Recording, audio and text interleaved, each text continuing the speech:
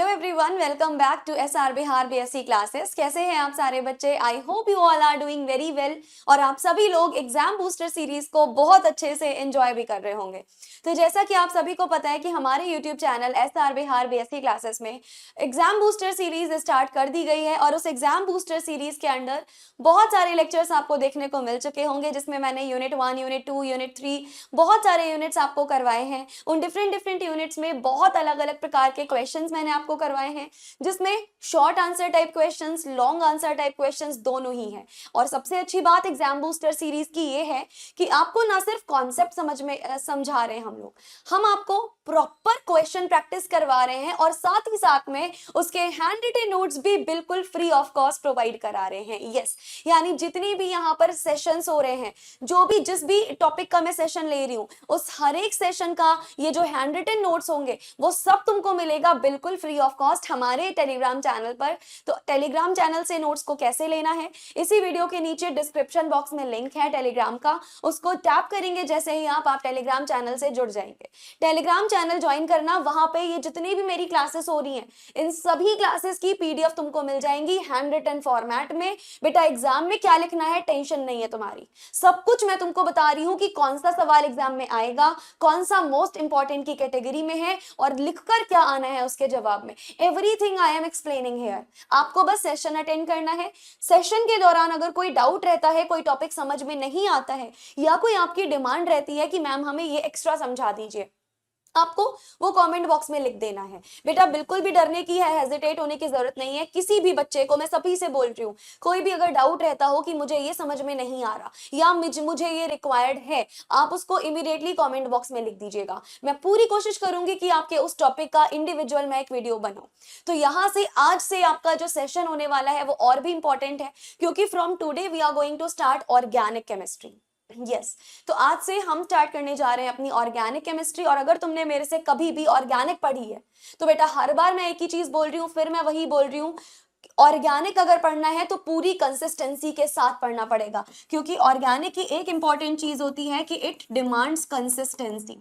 अगर तुम ऑर्गेनिक के साथ कंसिस्टेंट हो तो तुम्हें ऑर्गेनिक इतने इस मुकाम पे पहुंचा देगी ना कि केमिस्ट्री तुम्हारी इसी ऑर्गेनिक की वजह से फेवरेट होगी। जिसको केमिस्ट्री नहीं पसंद होती है उसको सबसे बुरी लगती है ऑर्गेनिक केमिस्ट्री, सबसे बुरी।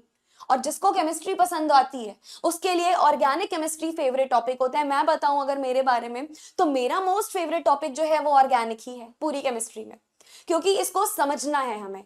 अगर तो तुम ऑर्गेनिक केमिस्ट्री को समझ गए, तुम्हें इसके कॉन्सेप्ट समझ में आ गए, तो बेटा इतने अच्छे से तुम्हें समझ में आएगी, कोई ऐसा सवाल नहीं होगा जो तुम ऑर्गेनिक का गलत करके आओ। लेकिन अगर तुमने इसमें रटने की गलती कर दी, अगर तुमने इसको समझने की जगह तुमने बस इसको बर्डन लेना शुरू किया कि यार रट लेते हैं, एग्जाम से पहले एग्जाम में कर देंगे, तुम कभी इसमें अच्छा स्कोर नहीं कर पाओगे और इसकी वजह से परसेंटेज तुम्हारी गिरेगी वो अलग। तो मेजर चीज ये होती है कि ऑर्गेनिक को बेसिक से पढ़ना होता है, जिसको जीरो लेवल से स्टडी बोलते हैं। और मैं यहाँ पे जितने भी सवाल करवाने वाली हूँ वो जीरो लेवल से ही करवाने वाली हूँ। उसके अलावा अगर किसी को पढ़ना है तो मेरे यूट्यूब पर ही मेरे लेक्चर्स अब तुम्हें मिल जाएंगे। मेरी सीरीज है ऑर्गेनिक की पूरी series free of cost YouTube पे ही प्लेलिस्ट है। बेसिक से मैंने पूरा जीओसी तुम्हारा कवर किया हुआ है। अगर आपके पास टाइम हो तो आप जरूर देख लेना, पूरा ऑर्गेनिक तुम्हारा अच्छे से प्रिपेयर हो जाएगा उसमें। एंड अगर आपको कोई डाउट हो ऑर्गेनिक में, कोई आपकी एक्स्ट्रा डिमांड हो, आप जरूर से मुझे कॉमेंट बॉक्स में बता सकते हो। चलिए फिर बिना किसी देरी के स्टार्ट करते हैं अपना आज का ये सेशन। हमारे सेशन में आप सभी को पता है पहले हम शॉर्ट कर रहे हैं फिर हम लॉन्ग कर रहे हैं। दो सेक्शन में हमारा ये सेशन जाता है। पहला सेक्शन जिसमें हम शॉर्ट आंसर कवर करते हैं, दूसरा लॉन्ग। तो this is the first section जिसमें हम लोग कवर करेंगे short answer type questions. Short को हमें लिखना है, बहुत ज्यादा डिटेल में नहीं जाएंगे, लेकिन ओवरऑल ठीक ठाक लिख के आना है हमें। चलो क्वेश्चन हमारे पास में क्या है, what is inductive effect, explain plus I and minus I effect with examples. हमसे पूछा गया है इंडक्टिव इफेक्ट क्या होता है, पहले तो आप ये बता दो। इंडक्टिव इफेक्ट दो टाइप के होते हैं, प्लस आई माइनस आई क्या होता है इनके बारे में भी बताओ, फिर इनके एग्जांपल्स बताओ। तो बेटा जो हमारे पास में इलेक्ट्रॉन्स का आपस में एक दूसरे के साथ शेयरिंग कराते हैं ना, ये कई सारे इफेक्ट्स को फॉलो करके होते हैं। यानी यार सिंपल सी भाषा में मैं तुम्हें बताऊं, बहुत सारे इफेक्ट होते हैं पूरी ऑर्गेनिक में, उसमें से जो सबसे सिंपल और जो सबसे बेसिक इफेक्ट होता है वो होता है तुम्हारा इंडक्टिव इफेक्ट। यानी अगर तुम बात कर रहे हो इंडक्टिव इफेक्ट के बारे में, तो हम यहाँ पर इंडक्टिव इफेक्ट की डेफिनेशन क्या लिख सकते हैं।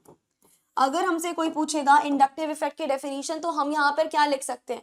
सबसे पहले तो मैम यहाँ पर इलेक्ट्रॉन्स का ट्रांसफर होता है थ्रू आउट द चेन, तो हम यहाँ पर लिखेंगे it is the basic effect, it is the basic effect of general organic chemistry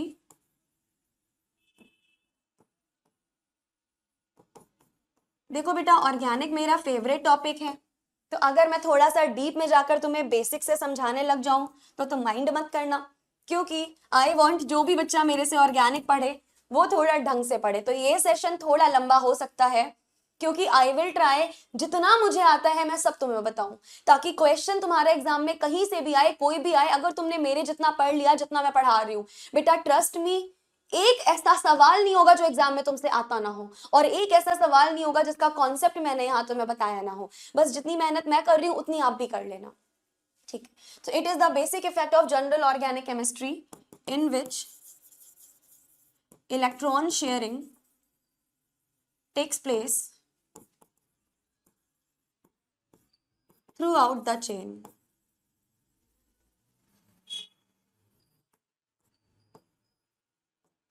यानी पूरी कार्बन चेन में जिसमें इलेक्ट्रॉन्स की शेयरिंग होती रहती है, पूरी कार्बन चेन में, थ्रू आउट द चेन, इस इफेक्ट को हम क्या बोलते हैं? इस इफेक्ट को मैम हम इंडक्टिव इफेक्ट कहते हैं। इंडक्टिव इफेक्ट कैसे ऑपरेट होता है, याद रखिएगा बेटा, inductive effect through out the chain operate होता है। मतलब ऐसा नहीं है कि एक में बेसिकली 4 कार्बन है तो इंडक्टिव इफेक्ट यहां लगा, यहां लगा, यहां लगा, इस पे नहीं लगा, ऐसा नहीं होता। अगर इंडक्टिव इफेक्ट लग रहा है तो वो पूरी कार्बन चेन पे लगेगा, भले ही उसमें कितने भी कार्बन एटम हो। अगर इंडक्टिव इफेक्ट ऑपरेट होता है तो थ्रू आउट द चेन, यानी पूरे के पूरे कार्बन चेन पे हमारा इंडक्टिव इफेक्ट ऑपरेट होता है।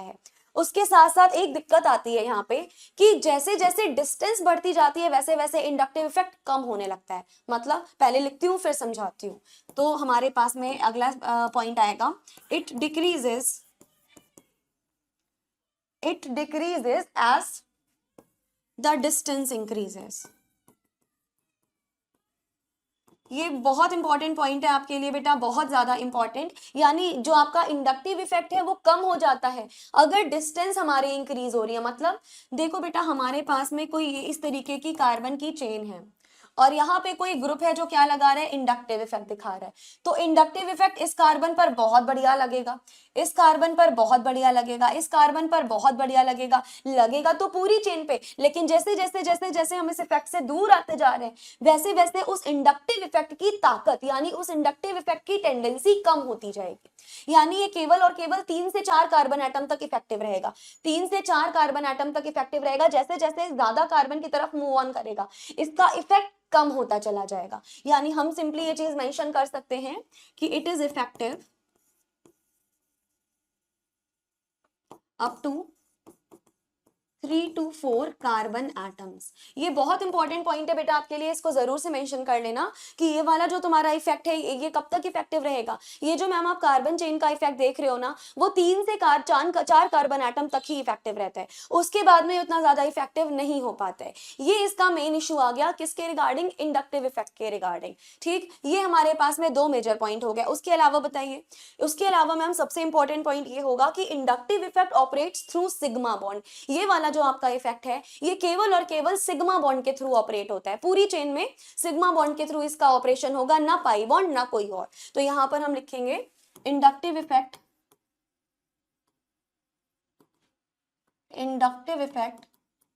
Operates through sigma bond. ठीक है बेटा, this is very very important. इस पॉइंट को अच्छे से नोट कर लेना कि ये केवल और केवल सिग्मा बॉन्ड के लिए ही इफेक्टिव रहता है, राइट। अब यहाँ पर क्या होगा मैम, अब आप बता दीजिएगा types of inductive effect. Inductive effect क्या होता है बहुत डिटेल में समझ लिया, अब हम नहीं समझना है कि ये इंडक्टिव इफेक्ट फर्दर होते कितने प्रकार का है। चलो, तो नेक्स्ट हेडिंग डालेंगे हम टाइप्स ऑफ इंडक्टिव इफेक्ट। बताना जरा बेटा, ये वाला जो इफेक्ट है वो हमारा कितने प्रकार का होता है। मैम आपका जो इंडक्टिव इफेक्ट है ना वो फर्दर 2 पार्ट्स में क्लासिफाई होता है। कौन कौन से 2 पार्ट्स में? पहला पार्ट मैम आपका अभी अभी आपने क्वेश्चन में ही देखा है, प्लस आई, दूसरा माइनस आई। हम सिंपली यहाँ पर लिखेंगे it is classified into 2 types. ये बेसिकली दो अलग अलग टाइप्स में क्लासिफाई होगा। कौन सा भाई मैम? पहला हमारे पास में होता है प्लस आई इफेक्ट, ठीक है बेटा, पहला हो गया प्लस आई इफेक्ट, और दूसरा क्या हो जाएगा? दूसरा हमारे पास में हो जाएगा माइनस आई इफेक्ट। अब जरा मुझे बताओ ये प्लस आई का मतलब क्या हुआ, माइनस आई का मतलब क्या हुआ? इसका अगर मुझे डेफिनेशन लिखनी होगी तो बताइएगा मैं क्या लिखूंगी? What should I write as a definition of plus I groups? Plus I groups पता है क्या होते हैं? Plus I group basically plus I groups जो ये प्लस आई वाला जो इफेक्ट है ये वो ग्रुप्स दिखाते हैं जिनको हम प्लस आई ग्रुप्स कहते हैं। अब ये प्लस आई ग्रुप्स क्या होते हैं? प्लस आई ग्रुप्स को इलेक्ट्रॉन डोनेटिंग ग्रुप्स भी बोलते हैं। यानी मान लो कोई बेंजीन रिंग है और बेंजीन के ऊपर हमने कोई एक बेसिकली ग्रुप लगा दिया और वो ग्रुप बेंजीन को इलेक्ट्रॉन डोनेट कर रहा है तो उसको बोला जाएगा इलेक्ट्रॉन डोनेटिंग ग्रुप। और इसी प्रकार के इलेक्ट्रॉन डोनेटिंग ग्रुप्स जो होते हैं ना उनका जो इफेक्ट लगता है उसको प्लस आई इफेक्ट कहते हैं। तो हम सिंपली बोल देंगे कि these are electron donating groups, these are electron donating groups which donate electron to the pi bonded system, which donates electron to the pi bonded system। जो क्या करते हैं मैम? जो कि पाई बॉन्डेड सिस्टम को इलेक्ट्रॉन डोनेट करते हैं and increases it's electron density. और क्या करेंगे मैम? और बेसिकली उसकी इलेक्ट्रॉन डेंसिटी को बहुत ज़्यादा बढ़ा देंगे। और अगर उसकी इलेक्ट्रॉन डेंसिटी बहुत ज़्यादा बढ़ जाएगी तो वो कैसा हो जाएगा? वो मैम इलेक्ट्रॉन रिच हो जाएगा। और इस इफेक्ट को क्या बोलते हैं? इस इफेक्ट को हम प्लस आई इफेक्ट बोल देंगे। अगर हम बात कर रहे हैं माइनस आई इफेक्ट की तो बेटा जस्ट उल्टा, ये इलेक्ट्रॉन डोनेटिंग ग्रुप था, यानी अगर ये किसी भी एरोमेटिक रिंग के साथ में कनेक्टेड है तो ये उसको इलेक्ट्रॉन डोनेट कर रहा था। लेकिन ऑन द अनदर हैंड अगर हम माइनस आई के बारे में बात करेंगे सो ये आपका एक इलेक्ट्रॉन विदड्रॉइंग ग्रुप होता है। यानी ये एरोमेटिक रिंग से इलेक्ट्रॉन खींच लेता है, छीन लेता है। ये इलेक्ट्रॉन दे रहा था लेकिन ये छीन लेता है, यानी इसको कहते हैं इलेक्ट्रॉन विदड्रॉइंग। छीनने को इंग्लिश में बोला जाता है विदड्रॉइंग। तो हम लिखेंगे these are electron withdrawing groups. ये कैसे ग्रुप होते हैं मैम? ये बेसिकली हमारे पास में इलेक्ट्रॉन विदड्रॉइंग ग्रुप्स होते हैं। तो मेंशन कर लो these are electron withdrawing groups which, ये इनका काम क्या होता है मैम? विच विदड्रॉज इलेक्ट्रॉन, ये क्या करेंगे? ये इलेक्ट्रॉन को विदड्रॉ करेंगे। Which withdraws electron from the pi bonded system. कहां से? पाई बॉन्डेड सिस्टम से इलेक्ट्रॉन्स विदड्रॉ कर लेंगे। सो हम सिंपली लिखेंगे which withdraws electron from the pi bonded system। ये क्या करेंगे? ये मैम पाई बॉन्डेड सिस्टम से ना इलेक्ट्रॉन्स को विदड्रॉ कर लेंगे। इन इफेक्ट इन ग्रुप्स को क्या बोला जाता है मैम? इन पर्टिकुलर ग्रुप को माइनस आई इफेक्ट बेसिकली वाले ग्रुप्स बोलेंगे, ठीक है। अच्छा ये बेसिकली क्या करते हैं मैम? ये इलेक्ट्रॉन खींच रहे हैं, इलेक्ट्रॉन डेंसिटी कम कर रहे हैं। हम सिंपली लिख सकते हैं दे डिक्रीजेज इलेक्ट्रॉन डेंसिटी। हम क्या लिखेंगे? हम सिंपली लिखेंगे दे डिक्रीजेज इलेक्ट्रॉन डेंसिटी। यानी ये इलेक्ट्रॉन डेंसिटी को क्या कर देते हैं? ये इलेक्ट्रॉन डेंसिटी को कम कर देते हैं। और क्योंकि ये इलेक्ट्रॉन डेंसिटी को कम कर देते हैं तो जो हमारा एरोमेटिक कंपाउंड होगा वो कैसा हो जाएगा? पहले इलेक्ट्रॉन रिच हो रहा था, अमीर हो रहा था, अब ये गरीब हो जाएगा। गरीब मतलब मैम ये हो जाएगा इलेक्ट्रॉन डेफिशिएंट। कैसा हो जाएगा अब ये? अब मैम ये हो जाएगा इलेक्ट्रॉन डेफिशिएंट। क्या इतनी चीजें आपको समझ में आई? तो ये हमारे पास हो गया प्लस आई इफेक्ट और ये हो गया माइनस आई इफेक्ट। मैम थोड़ा सा एग्जांपल्स भी बता दीजिए। चलो एग्जांपल्स के बारे में बात करते हैं। अगर हम प्लस आई ग्रुप्स के बारे में बात करें, कौन कौन से ग्रुप्स प्लस आई वाले होते हैं, थोड़ा एग्जाम्पल दीजिए। तो समझिए बेटा, जितने भी आपके पास में अल्काइल ग्रुप्स आएंगे, जितने भी अल्काइल ग्रुप्स आएंगे सारे के सारे प्लस आई इफेक्ट होंगे। मतलब जैसे कि अगर तुम्हारा CH3 आ जाए, अगर तुम्हारा C2H5 आ जाए, कोई भी अल्काइल आ जाए, वो सारे के सारे कैसे होते हैं मैम? इलेक्ट्रॉन डोनेटिंग, यानी वो सब प्लस आई की कैटेगरी में हमारे पास आएंगे। उसके अलावा मैम अगर O- आ जाए, या फिर अगर हमारे पास में SH- आ जाए, या फिर अगर हमारे पास में CH3 तो चलो मैं ले ही चुकी हूँ, अगर NH2 यानी अमीन एटसेट्रा आ जाए, तो ये जितने भी हमारे पास में ग्रुप्स होंगे all these are the electron donating groups, ठीक है। तो यहाँ पे भी सिंपली कैन मेंशन कि these are electron donating groups.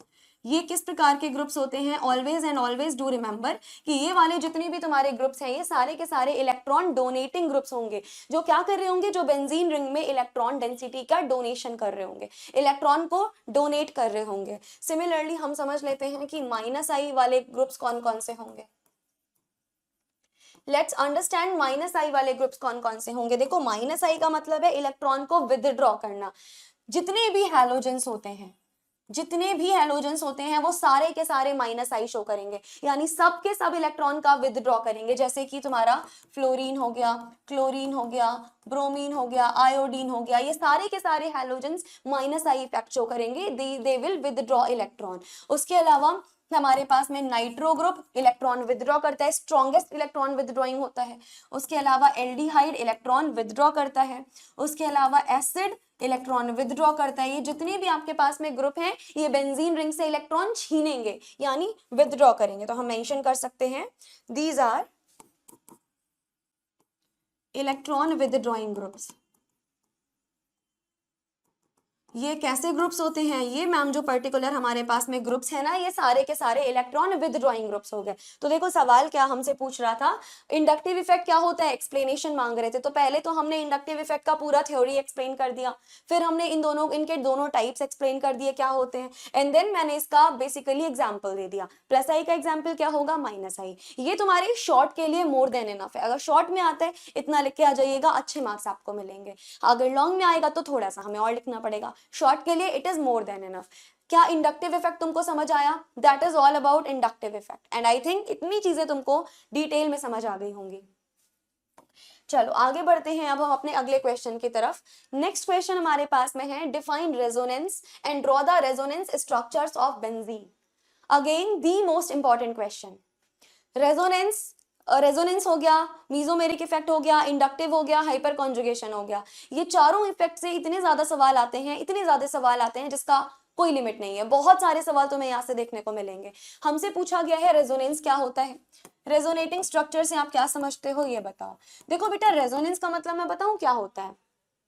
Suppose that एक हमने स्ट्रक्चर बनाया, कोई भी मॉलिक्यूल है, उस मॉलिक्यूल का हमने एक स्ट्रक्चर बनाया, लेकिन वो एक स्ट्रक्चर उस मॉलिक्यूल की सारी प्रॉपर्टी बता ही नहीं पा रहा है।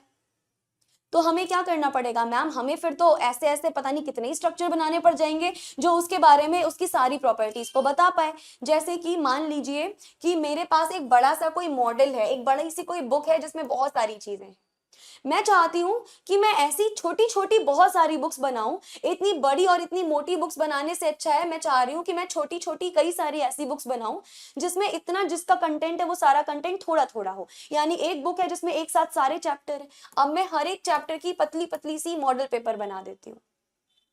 तो ये क्या हुआ, यहाँ पर जब हमारे पास कोई एक बुक है, उस एक बुक के लिए हमने अलग अलग स्ट्रक्चर बनाए, यानी अलग अलग बुक्स बनाई जिस बुक्स में उसकी सारी प्रॉपर्टीज हैं, ये बड़ी वाली बुक की। तो इन सारी स्ट्रक्चर्स को पता है क्या बोलेंगे, यानी इन छोटे छोटे बुक्स को, इनको बोलेंगे रेजोनेटिंग स्ट्रक्चर। मतलब जब किसी भी मॉलिक्यूल का एक स्ट्रक्चर उसकी सभी प्रॉपर्टीज को एक्सप्लेन ना कर पाए, तब हमें क्या करना पड़ता है, तब हमें उसी मॉलिक्यूल के डिफरेंट डिफरेंट स्ट्रक्चर बनाने पड़ते हैं। और वो जो हम डिफरेंट डिफरेंट स्ट्रक्चर बनाते हैं, उन स्ट्रक्चर्स को बोला जाता है रेजोनेटिंग स्ट्रक्चर। और इस पूरे फिनोमिना को क्या बोलते हैं, इस पूरे फिनोमिना को हम नाम देते हैं रेजोनेंस का। इतनी बात आपको समझ में आई। इस पूरे फिनोमिना को क्या नाम दिया जाएगा, this complete phenomena is known as your resonance. यानी हम इसकी थ्योरी में भी लिख सकते हैं, when a single structure of any molecule, when a single structure of any molecule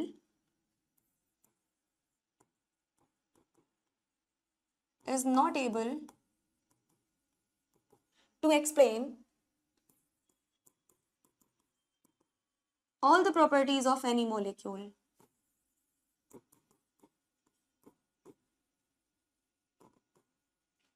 और ये सारे नोट्स तुम्हारे लिए बहुत मॉलिक्यूल हैं, is not able to explain all the properties of that molecule, then draw different possible Lewis structures. Then हम क्या करेंगे, अलग अलग Lewis structure बनाएंगे। Then draw different possible Lewis structures. तो हम क्या बना रहे होंगे मैम, तो हम ना अलग अलग पॉसिबल लुईस स्ट्रक्चर्स बना रहे होंगे। जरा मुझे बताना उन लुईस स्ट्रक्चर्स को क्या बोला जाता है। ये किसी भी मॉलिक्यूल के जब हम अलग अलग लुईस स्ट्रक्चर्स बना रहे हैं, इन लुईस स्ट्रक्चर्स को क्या बोला जाता है, इन्हीं लुईस स्ट्रक्चर्स को बोला जाता है रेजोनेटिंग स्ट्रक्चर्स। लिखो, these are called as resonating structures. इन्हीं को क्या बोलेंगे मैम, इन्हीं स्ट्रक्चर्स को ना हम रेजोनेटिंग स्ट्रक्चर्स के नाम से भी जानते हैं। ठीक है, राइट। ये हमारे पास क्या हो गया, resonating structures. And take contribution from each resonating structure, यानी हर एक रेजोनेटिंग स्ट्रक्चर से जो हम बना रहे हैं थोड़ा थोड़ा कंट्रीब्यूशन सबसे लेंगे। क्यों लेंगे, चलो अभी बताऊंगी, पहले लिख लो। Take contribution from each resonating structure. हमने क्या किया, हमने मैम हर एक रेजोनेटिंग स्ट्रक्चर से बेसिकली कंट्रीब्यूशन लिया है टू फॉर्म अ हाइब्रिड। क्या बनाने के लिए, एक हाइब्रिड बनाने के लिए। अभी ये सारी चीजें समझाऊंगी, थोड़ा पेशेंस रखिए बस। To form a hybrid that is known as, इस हाइब्रिड को क्या बोलते हैं, इस हाइब्रिड को बोलते हैं रेजोनेंस हाइब्रिड। क्या बोला जाएगा इस हाइब्रिड को, इस पर्टिकुलर हाइब्रिड को बोला जाएगा resonance hybrid. And that hybrid will explain all the properties of that molecule. And that hybrid will explain all the properties of that molecule. अब ये हाइब्रिड क्या करेगा मैम, ये हाइब्रिड जो है ना आपका, ये उस मॉलिक्यूल की सभी प्रॉपर्टीज को एक्सप्लेन करेगा। फिर से समझाऊं मैं, सुनिए बेटा। रेजोनेंस का मतलब क्या होता है, कोई भी अगर सिंगल स्ट्रक्चर है जो एक मॉलिक्यूल की सभी प्रॉपर्टीज को एक्सप्लेन नहीं कर पा रहा है, तो हमें उसके अलग अलग पॉसिबल लुईस स्ट्रक्चर बनाने पड़ते हैं। वो जो हम अलग अलग पॉसिबल लुईस स्ट्रक्चर बनाते हैं ना, उसी को बोला जाता है रेजोनेटिंग स्ट्रक्चर। ठीक, हर एक रेजोनेटिंग स्ट्रक्चर से थोड़ा थोड़ा कंट्रीब्यूट लेंगे, अभी बताऊंगी कैसे लेंगे, और थोड़े थोड़े कंट्रीब्यूशन से मिलाकर जो बनेगा फाइनल, उसको बोला जाता है रेजोनेंस हाइब्रिड।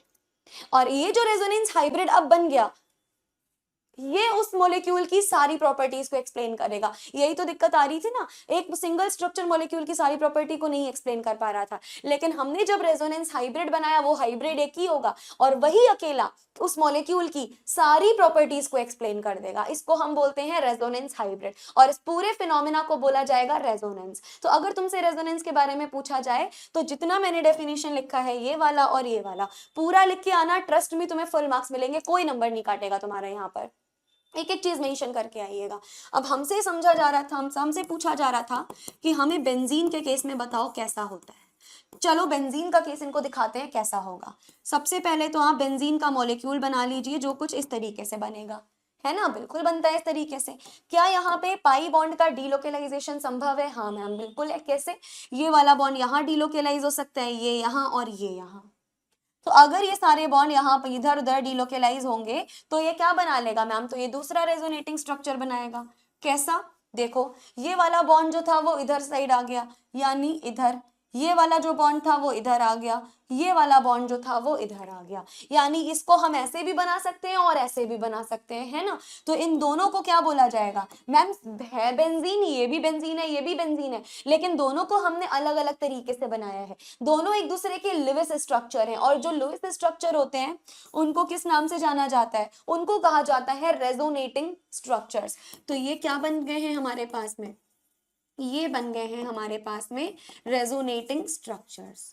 अब हमें तो सिर्फ रेजोनेटिंग स्ट्रक्चर से काम नहीं है, अब हम क्या करें। अब मैम आप आराम से देखिए जरा, यहाँ पर सबसे पहले तो हम यही बना लेते हैं इसका स्केलेटन। अब देखो बेटा जरा, यहाँ पे डबल बॉन्ड इस वाले कार्बन कार्बन पे है, हाँ मैम है, तो डबल बॉन्ड की जगह हम ऐसे कर लेते हैं कि इस कार्बन पे है डबल बॉन्ड।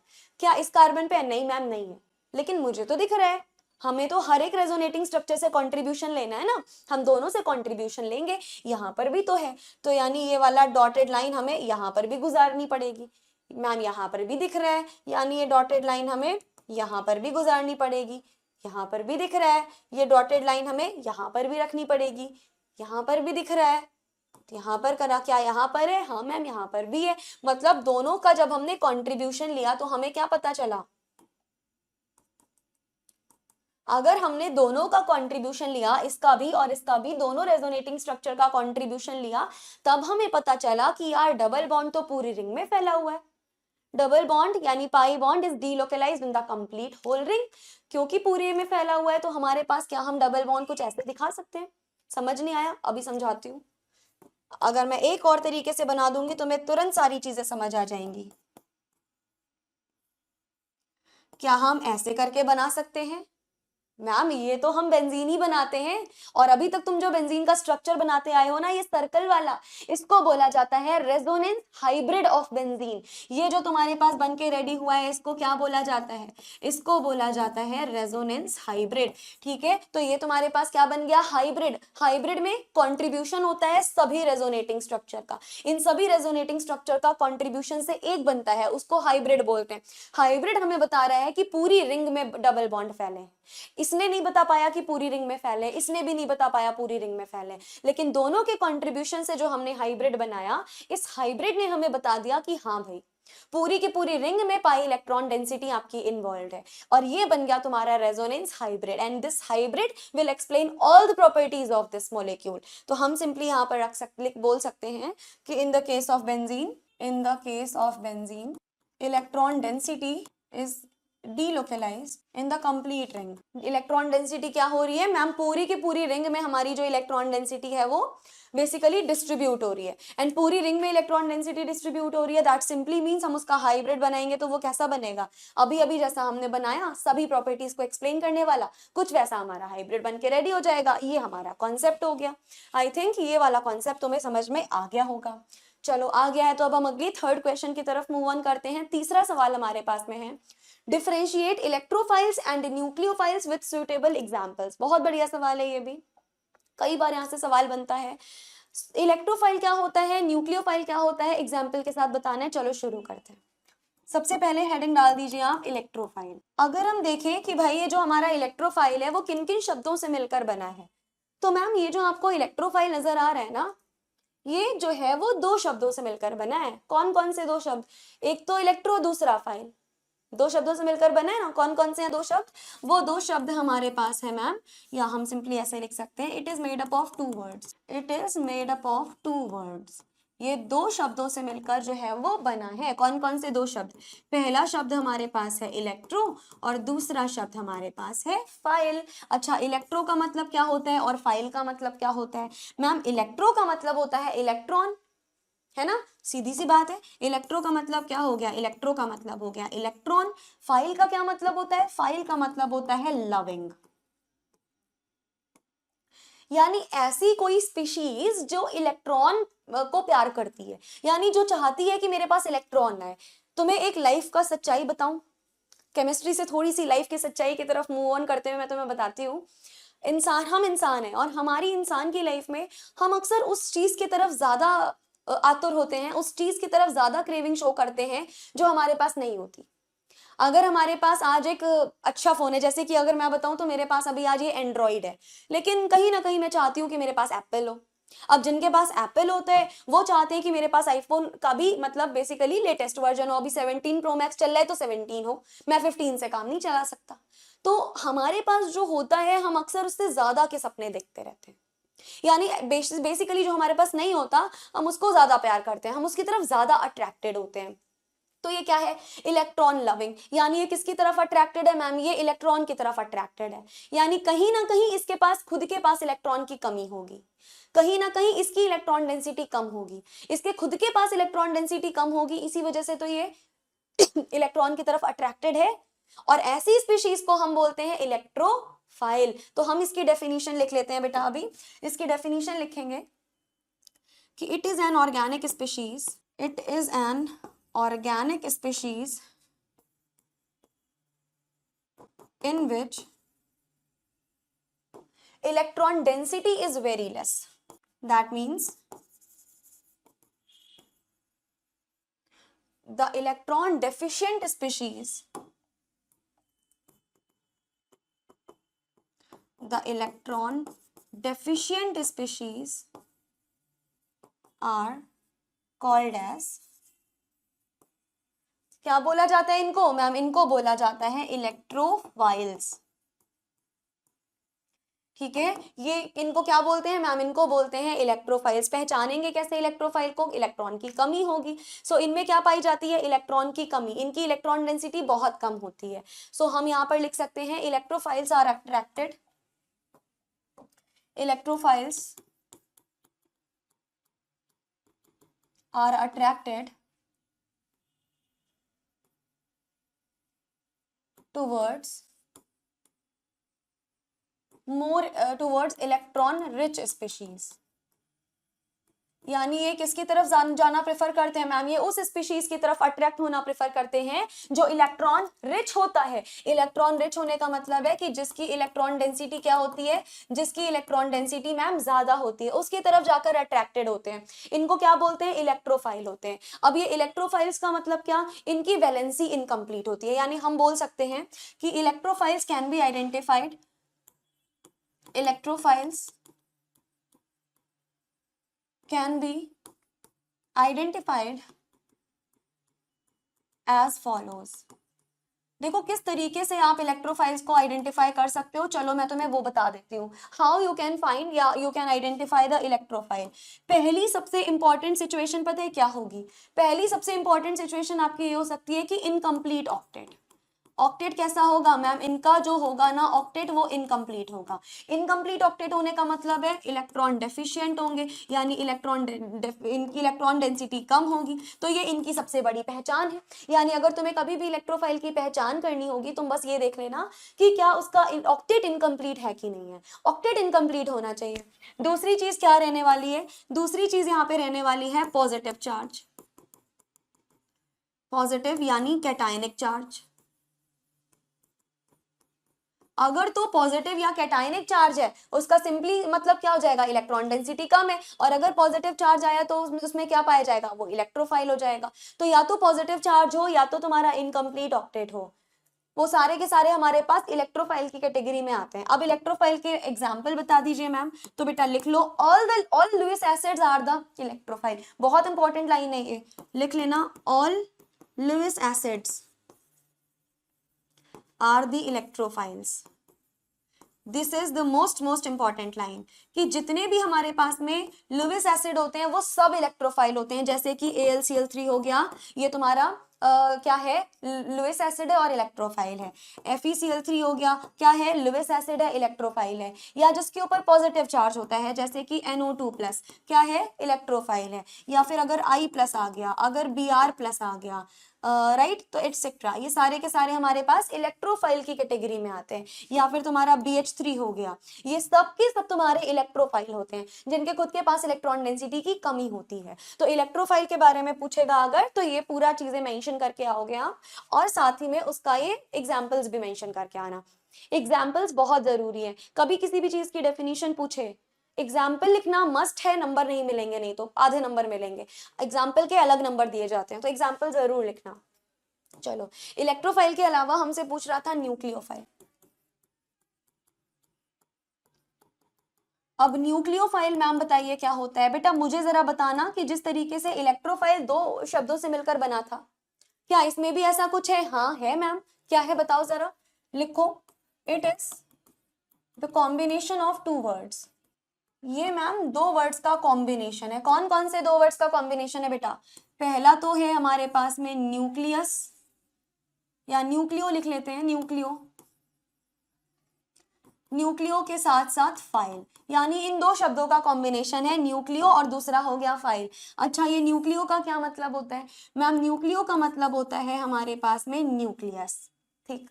फाइल का क्या मतलब होता है मैम? फाइल का मतलब होता है लविंग। यानी इस बार ये एक ऐसी स्पीशीज है जो न्यूक्लियस लविंग है। न्यूक्लियस में कौन सा चार्ज होता है? Positive charge. यानी ये किसकी तरफ अट्रैक्ट हो रही है मैम? पॉजिटिव चार्ज की तरफ। यानी इसके पास खुद के पास क्या होगा मैम? ये खुद के पास इलेक्ट्रॉन इतनी ज्यादा रिचनेस होगी कि बेचारे को चाहिए है पॉजिटिव चार्ज।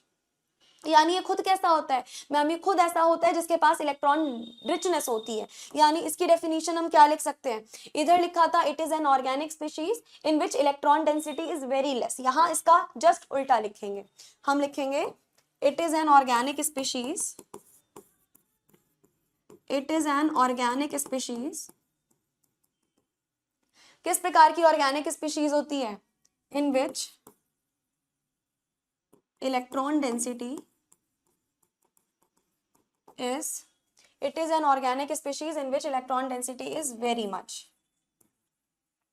अगर इलेक्ट्रॉन डेंसिटी बहुत ज्यादा होती है दैट मीन्स हम क्या बोल सकते हैं, they are electron rich species. इसको जरूर हाईलाइट करके आइएगा, ये कैसे स्पीशीज होते हैं मैम, ये इलेक्ट्रॉन रिच स्पीशीज होते हैं। और अगर कोई इलेक्ट्रॉन रिच स्पीशीज है तो अट्रैक्ट किसकी तरफ होगा, डेफिशिएंट की तरफ। तो हम लिखेंगे they are attracted towards electron deficient species। ये किसकी तरफ अट्रैक्टेड होंगे, ये जो होंगे ना मैम वो सारे के सारे इलेक्ट्रॉन डेफिशिएंट स्पीशीज की तरफ अट्रैक्टेड होंगे। मतलब मैम इलेक्ट्रोफाइल हो गया, तो ये सारे के सारे इलेक्ट्रॉन डेफिशिएंट स्पीशीज यानी इलेक्ट्रोफाइल की तरफ अट्रैक्टेड होते हैं। इनको क्या बोला जाता है, इनको मैम न्यूक्लियोफाइल बोलते हैं, जिनमें इलेक्ट्रॉन डेंसिटी काफी ज्यादा होती है। और ये कैसे होते हैं, ये मैम इलेक्ट्रॉन रिच स्पीशीज है। इलेक्ट्रोफाइल किसकी तरफ अट्रैक्टेड होते थे, न्यूक्लियोफाइल की तरफ। ये किसकी तरफ अट्रैक्टेड होंगे, ये मैम अट्रैक्टेड होंगे इलेक्ट्रोफाइल की तरफ, यानी उल्टी चीज है। यानी इसको आइडेंटिफाई हम कैसे कर सकते हैं, ये भी देखेंगे। Nucleophiles can be identified as follows. देखो किस तरीके से इनको आइडेंटिफाई किया जा सकता है मैम, कुछ इस तरीके से हम आइडेंटिफाई कर सकते हैं। देखो इलेक्ट्रॉन डेंसिटी बहुत ज्यादा, मतलब नेगेटिव चार्ज होगा इस बारी, तो हम यहां पर लिखेंगे they contain anionic, they contain anionic. Anionic का मतलब होता है नेगेटिव चार्ज। इनके पास में कौन सा चार्ज होता है मैम, इनके पास में नेगेटिव चार्ज है। अगर किसी के पास में नेगेटिव चार्ज होता है या अगर कोई एनायनिक कंटेनिंग चार्ज वाला होता है तो वो क्या हो जाएगा मैम, वो सिंपली हमारे पास किस कैटेगरी में आ जाएगा, न्यूक्लियोफाइल की कैटेगरी में। चलो नेक्स्ट बताओ, और हमारे पास क्या न्यूक्लियोफाइल हो सकता है, जिनका ऑक्टेट कंप्लीट हो और जिनके पास एक लोन पेयर हो। तो लिखो न्यूक्लियोफाइल्स आर हैविंग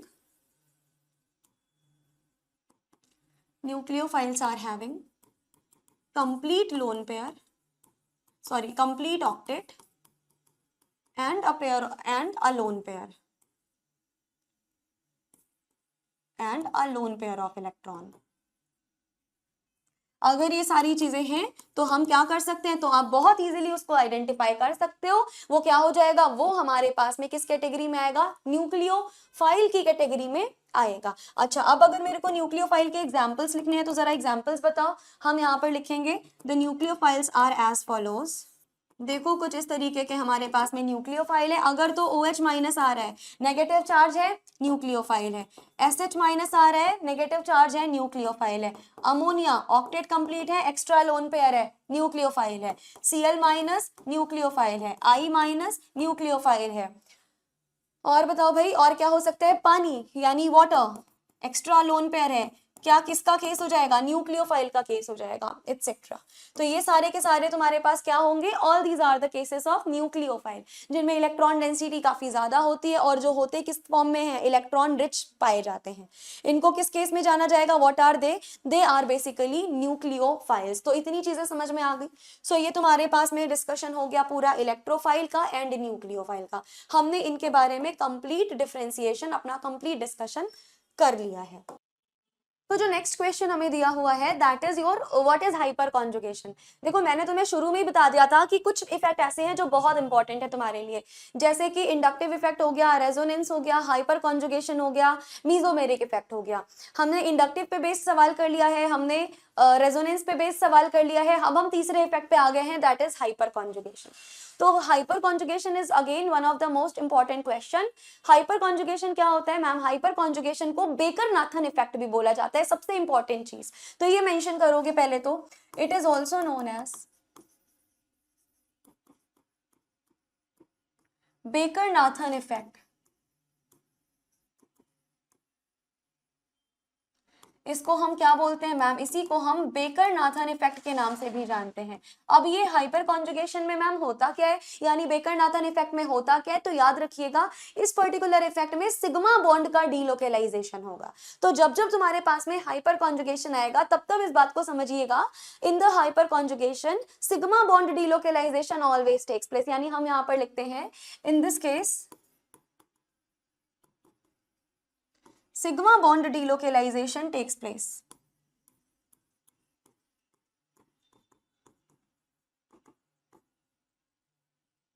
बस ये चीज तुमको बेटा बहुत अच्छे से याद रखनी है, जब जब हमारे पास में क्या दिया होगा हाइपर कॉन्जुगेशन, तब तब वहां पे क्या हो रहा होगा मैम, सिग्मा बॉन्ड का डीलोकेलाइजेशन हो रहा होगा। अब कौन कौन से ऐसे सिस्टम है जो हमें हाइपर कॉन्जुगेशन दिखा सकते हैं, सारे सिस्टम तुमको पता होने चाहिए, तो हम लिखेंगे the systems which can show hyperconjugation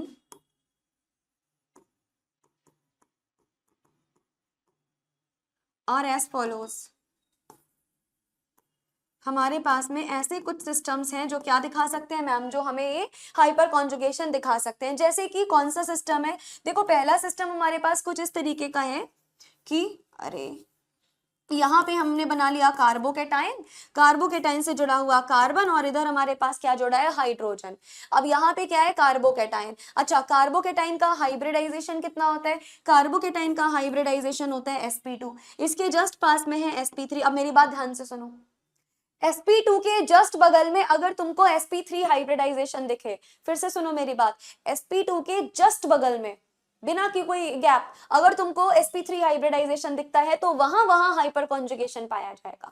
अब आपने बोला है कि यहाँ होता है सिग्मा बॉन्ड का डीलोकेलाइजेशन, कौन सा सिग्मा बॉन्ड, पहली बात तो कार्बन के ऊपर पॉजिटिव चार्ज लगा है, यानी ये जो है वो ऑर्बिटल कैसा है मैम, ये वेकेंट ऑर्बिटल है, खाली ऑर्बिटल है, ये रहा तुम्हारा sigma bond.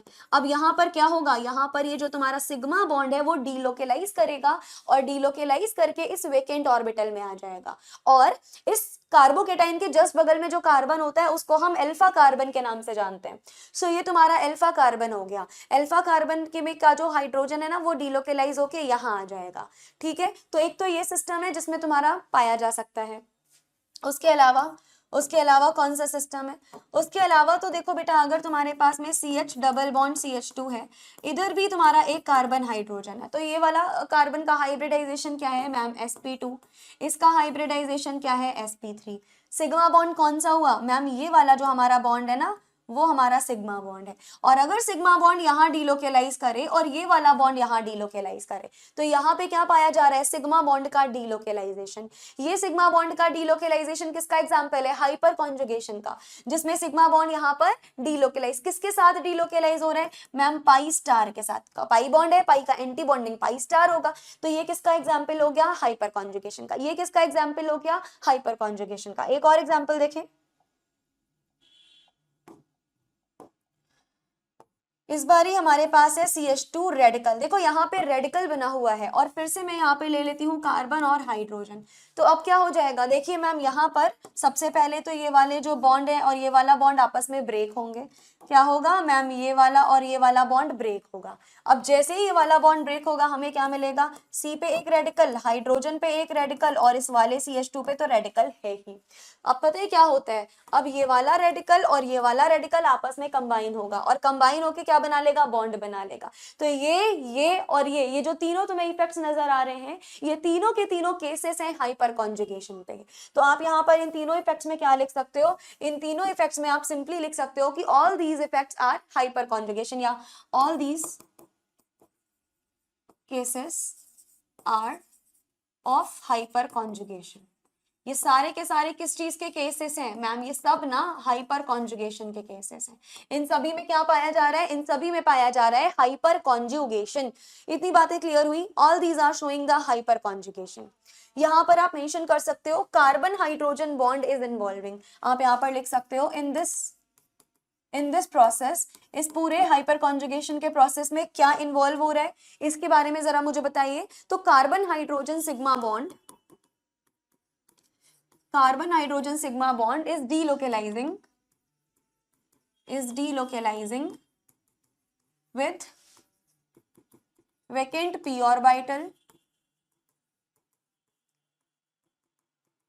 comma pi star, and in the case of free radical,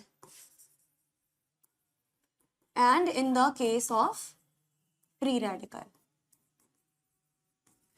इसको बेटा हम किस कैटेगरी में रखेंगे? ये क्या हो गया हमारे पास में मैम? ये हमारे पास में हाइपर कॉन्जुगेशन का एक केस हो चुका है। ठीक है, अब इस हाइपर कॉन्जुगेशन के ही केस को हम एक और जगह समझते हैं। कौन से केस में समझते हैं? प्रोपीन के केस में समझते हैं। अब मैं तुम्हें एक एग्जाम्पल करवाती हूँ और ये एग्जाम्पल तुम्हारे लिए इंपॉर्टेंट है, इसको ध्यान से करना। जैसे कि हमारे पास में दिया हुआ है CH डबल बॉन्ड CH2, इधर है कार्बन और इधर है हाइड्रोजन। ये कुछ हमें मॉलिक्यूल बेसिकली दिया है। अब ये कार्बन कैसा है मैम? ऑब्वियस सी बात है कि ये वाला जो आपने कार्बन बनाया है ना, दिस इज sp2। ठीक, ये वाला कार्बन कैसा है? sp3। और ये वाला आपका जो कार्बन हाइड्रोजन का बॉन्ड है वो किस प्रकार का बॉन्ड है मैम? सिग्मा बॉन्ड है। यानी ये कार्बन हाइड्रोजन का सिग्मा बॉन्ड है, जो इधर क्या होगा? डीलोकेलाइज।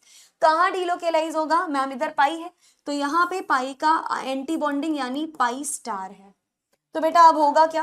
अब होगा ये मैम कि ये बॉन्ड जो है वो इधर आपका डीलोकेलाइज होगा। ये बॉन्ड क्या आएगा? इधर डीलोकेलाइज होगा, और फिर इस बॉन्ड को उधर डीलोकेलाइज होना पड़ेगा। मतलब कुछ इस प्रकार से यहाँ पे कॉन्जुगेशन पाएंगे। कार्बन हाइड्रोजन का बॉन्ड इस वेकेंट ऑर्बिटल में आया और ये जो डबल बॉन्ड था वो उस तरफ गया। तो जैसे ही हमारे पास में ये मूवमेंट हुई,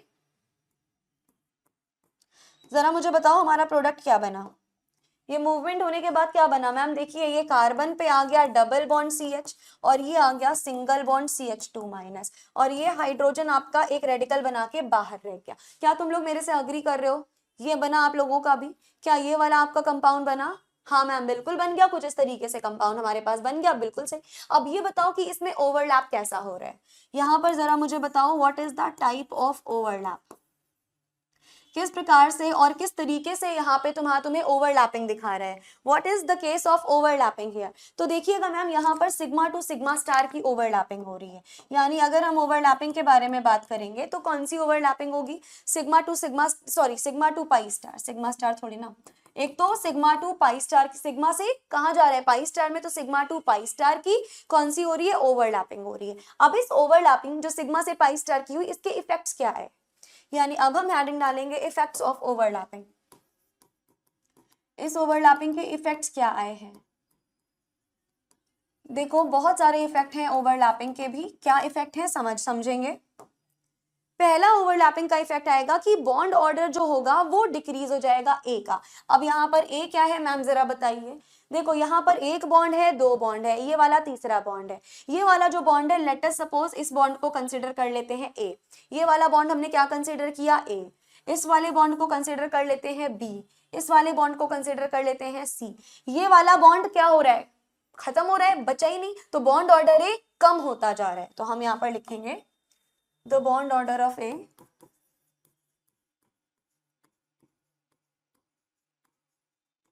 decreases। और बेटा अगर बॉन्ड ऑर्डर तुम्हारा कम होता जा रहा है तो फिर बॉन्ड लेंथ का क्या इंपैक्ट होगा मैम? बॉन्ड लेंथ ऑटोमेटिकली बढ़ जाएगी। अगर बॉन्ड ऑर्डर कम हो रहा है तो सिंपल सी बात है कि बॉन्ड लेंथ कैसी होगी मैम? इंक्रीज हो जाएगी। ऐसा क्यों होता है? जिसको नहीं पता हो नोट डाउन कर लेना। Bond order is inversely proportional to bond length। जितना ज्यादा बॉन्ड ऑर्डर होता है बॉन्ड लेंथ उतनी ही कम होती है। ठीक है, तो ए का तो हमने सारा मामला देख लिया। अब ए के बाद हम किसका मामला देखेंगे? बी का देखेंगे। तो देखना बी का बॉन्ड ऑर्डर इंक्रीज होगा।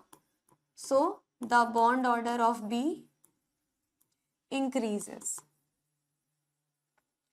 और अगर बॉन्ड ऑर्डर इंक्रीज हो रहा है तो बॉन्ड लेंथ का क्या इंपैक्ट होगा मैम? ऑब्वियस सी बात है ना, बॉन्ड लेंथ जो होगी वो घट जाएगी। देखो एक बार देख भी लो, ये बी में पहले सिंगल बॉन्ड थे, बाद में क्या आ गया? डबल बॉन्ड, यानी बॉन्ड ऑर्डर इंक्रीज ही हो रहा है। सी में पहले कितने बॉन्ड हैं? डबल, सिंगल ही बचा, यानी सी का अगर हम बात करें तो डिक्रीज हो रहा है। यानी यहाँ पर हम लिख सकते हैं द बॉन्ड ऑर्डर। तो ये हमारे पास क्या निकला? ये मैम हमारे पास में ओवरऑल रिजल्ट निकला किसका? हाइपर कॉन्जुगेशन का। एंड आई थिंक ये तुम्हारा हाइपर कॉन्जुगेशन बहुत डिटेल में क्लियर हो चुका है। अब हम आगे मूव ऑन करते हैं अपने अगले सवाल पे। अगला सवाल हमारे पास में है, define heterolytic and homolytic bond fission. Bond fission मतलब बॉन्ड का तोड़ना। अब हमें दो तरीके के बॉन्ड फिजन दिखाने हैं, homolytic and heterolytic bond fission. तो हम सिंपली यहाँ पर लिख सकते हैं bond fission is also known as breaking of any bond. This breaking can be classified into two types. This breaking या फिर हम fission भी बोल सकते हैं. इसको हम क्या कर सकते हैं, दो अलग अलग प्रकार से क्लासिफाई कर सकते हैं. कौन कौन से दो अलग अलग प्रकार? पहला प्रकार हमारे पास में हो जाएगा होमोलिटिक. जब जब हम होमोलिटिक बॉन्ड फिशन कराएंगे तब तब क्या होगा मैम, जब जब हम होमोलिटिक बॉन्ड फिशन कराएंगे तो फ्री रेडिकल्स का फॉर्मेशन होगा. कैसे, चलो बताती हूँ. लिखो पहले, in homolytic bond fission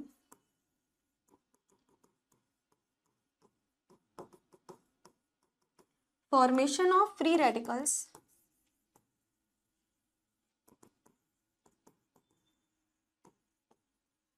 takes place. कैसे होता है, चलो समझाती हूँ. एग्जाम्पल ले लेते हैं कार्बन कार्बन का. होमोलिटिक का मतलब होता है एक बॉन्ड को बराबर बराबर हिस्सों में बांट देना. अब तुम्हारा एक बॉन्ड किससे मिलकर बना होता है मैम? ये जो एक बॉन्ड है ना, वो आपके दो इलेक्ट्रॉन से मिलकर बना है. अगर मैं इस प्रकार से इसका क्लीवेज कराऊं कि देखो कि क्लीवेज मैंने कुछ इस प्रकार से कराया, एक कार्बन को एक इलेक्ट्रॉन दे दिया, दूसरे कार्बन को दूसरा इलेक्ट्रॉन, दोनों से एक बॉन्ड मिलकर बना था, दोनों को एक एक इलेक्ट्रॉन पकड़ा दिया. इस क्लीवेज को बोला जाता है होमोलिटिक क्लीवेज. Got it? जिसमें फॉर्मेशन किसका हुआ? फ्री रेडिकल का. लेकिन अगर अब हम बात करते हैं हेट्रोलिटिक की,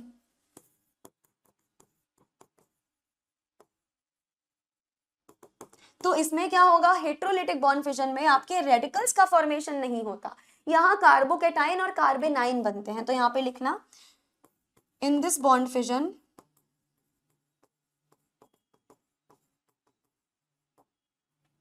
कार्बोकेटाइन एंड कार्बेनाइन फॉर्म्स. देखो बेटा, सपोज करो कि हमारे पास में कार्बन है और ऑक्सीजन है. अब ऑक्सीजन कैसा है मैम? ऑब्वियस सी बात है कि यहाँ जो आपका ऑक्सीजन है ना, वो मोर इलेक्ट्रोनिगेटिव है. अब क्योंकि ये मोर इलेक्ट्रोनिगेटिव है, ये सारी इलेक्ट्रॉन डेंसिटी अपनी तरफ खींच लेगा, जिसकी वजह से ऑक्सीजन पे आएगा पार्शियली नेगेटिव चार्ज, कार्बन पे आएगा पार्शियली पॉजिटिव चार्ज. तो यहाँ पर क्या हुआ? एक की तरफ नेगेटिव चार्ज आया, एक की तरफ पॉजिटिव चार्ज आया. इसको बोलते हैं heterolytic bond fission. Homolytic bond fission में दो ऑलमोस्ट सेम इलेक्ट्रोनेगेटिविटी के एलिमेंट्स होते हैं ज्यादातर. हेट्रोलिटिक बॉन्ड फिशन में दो अलग अलग इलेक्ट्रोनेगेटिविटी के. यानी ये हेट्रोलिटिक बॉन्ड फिशन केवल और केवल तुम्हें तब देखने को मिलेगा जब दो अलग अलग इलेक्ट्रोनेगेटिविटी के एटम हो, यानी जब इलेक्ट्रोनेगेटिविटी में डिफरेंस पाया जाए. मेंशन कर लो. समझ में आ गया? ये हमें कब देखने को मिलता है? ये अगर इलेक्ट्रोनेगेटिविटी में डिफरेंस होता है. देखिएगा आप यहाँ पर हमें क्या मिल रहा है, अरे हमें क्या रिसीव हो रहा है? हमें इलेक्ट्रोनेगेटिविटी में डिफरेंस देखने को मिल रहा है. क्या मिल गया? Heterolytic bond fission. सो बेटा that is all about short question. अब हम मूव ऑन करेंगे किसकी तरफ? Now we will be moving on towards long.